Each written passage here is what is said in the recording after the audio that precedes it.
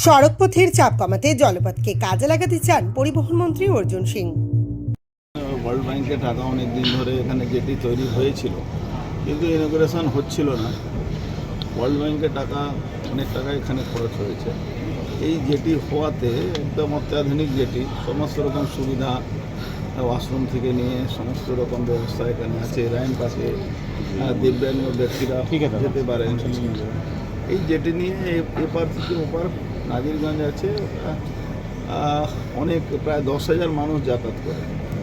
এই পুরনো জেটি খুব ডেঞ্জারাস অবস্থায় চলে গেছিলো, এই জন্য গভর্নমেন্ট এটাকে ভেবেছে ট্রান্সপোর্ট ডিপার্টমেন্ট এখানে নতুনভাবে এটাকে চালু করা যায়। তার জন্য আজকে উপস্থিত হয়েছি আমরা।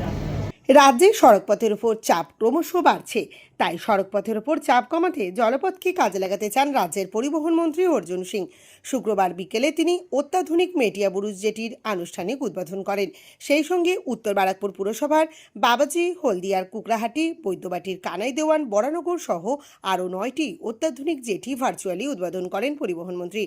প্রসঙ্গত, প্রায় 40 কোটি টাকা ব্যয়ে নির্মিত 10টি ভাসমান জেটি বিশ্বব্যাংক এবং রাজ্য সরকারের যৌথ আর্থিক সহায়তায় এই জেটিগুলি নির্মিত। এদিন মন্ত্রী বলেন, ট্রাফিক ব্যবস্থার উপর চাপ কমাতে জলপথকে কাজে লাগাতে হবে। আগামী দিনে জলপথ ব্যবস্থার আরও উন্নয়ন ঘটানো হবে। দেখুন, যেগুলো বন্ধ আছে সব জায়গায় আমরা ভেসেল দেব, যাতায়াতের সুবিধা হবে। শুধু যাতায়াতে এপার ওপার আমরা খুব বিশ্বাস করছি না।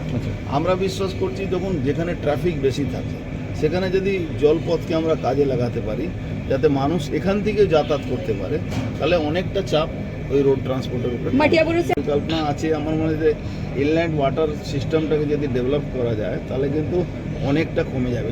যে কোনো ডেভেলপ কান্ট্রি যেখানে আছে এই নদীকে খুব ইউজ করা।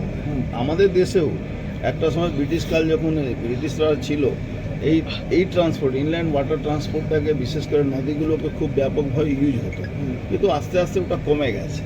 এখন আমরা আবার এটাকে চালু করছি যাতে সুবিধা হবে।